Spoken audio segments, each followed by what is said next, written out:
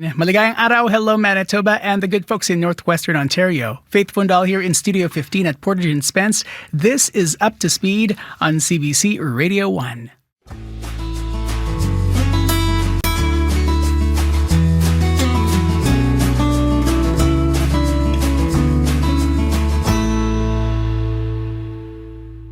A big shakeup in the art world has made its way to Kamayuk Winnipeg Art Gallery. A famous painting by the late Canadian artist Norval Morrisseau, donated more than 20 years ago, turns out to be a fake.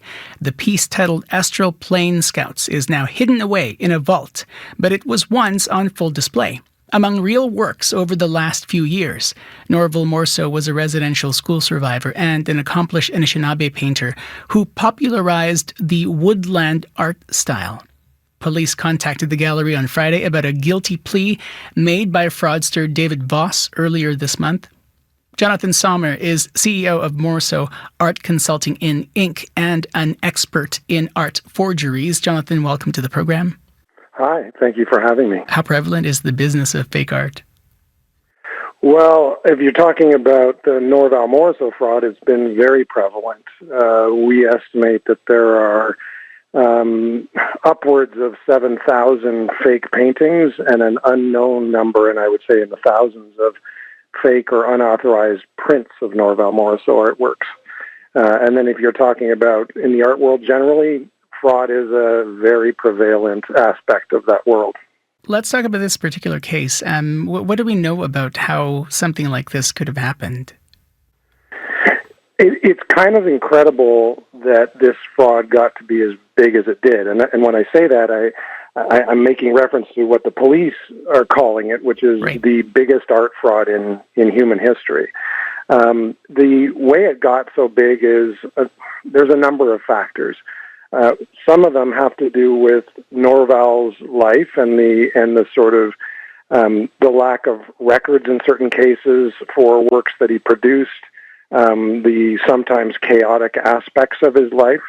And that kind of provided fertile ground for fraudsters to exploit because they could then produce fake works and not, and no one would expect there to be crystal clear dealer records, for right. example, for every single work.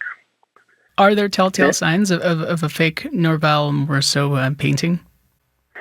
Yes, so there are some things, there's no single thing that is absolutely definitive, but one thing that's become apparent from the police investigations is that the black dry brush signature, as it's called, which is a sort of signature made with a dried black paintbrush with a signature in English of Norval Morrisseau's name on the back of a painting, sometimes accompanied by other details. Mm-hmm. That's a big, big red flag. And so we would generally, if we see a black dry brush signature painting, our view would be that it's most likely a fake, but we would always want to look at other aspects of the artwork in order to determine whether it is fake, in fact. Jonathan, what made you get into the field of authenticating artwork by Norval Morrisseau?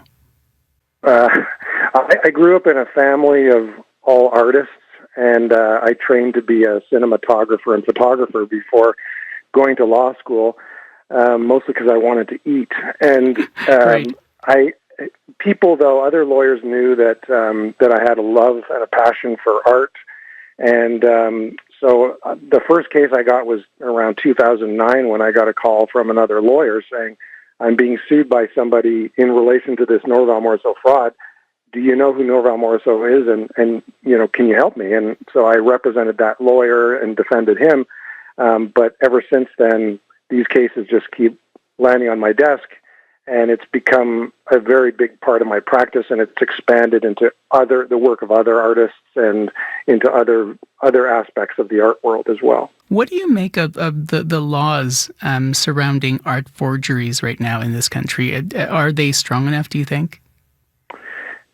I do, actually. I know there are people that disagree with me on that. I think we have lots of laws, both criminal laws and also civil laws, all of which can be used, and copyright law, which is statutory law. Right. There's a lot of laws in place that artists, Indigenous artists, can use, and the police can use, and victims of fraud can use.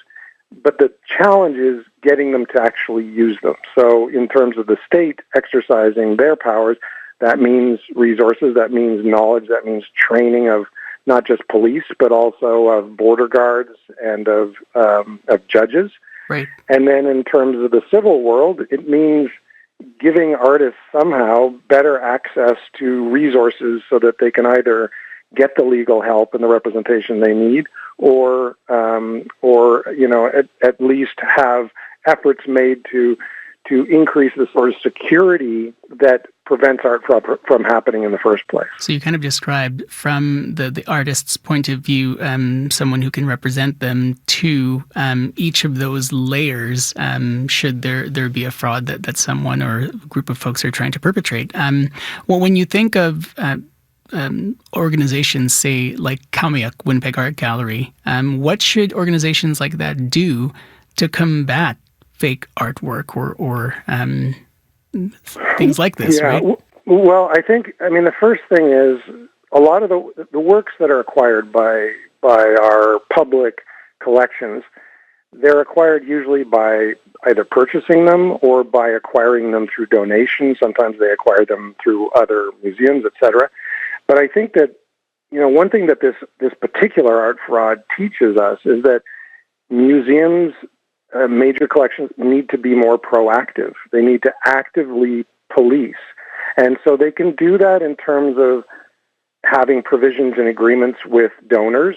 They can do that in terms of upping the amount of effort they make to authenticate artworks that are donated or that they acquire, or even ones that have been sitting in their collections for a long time.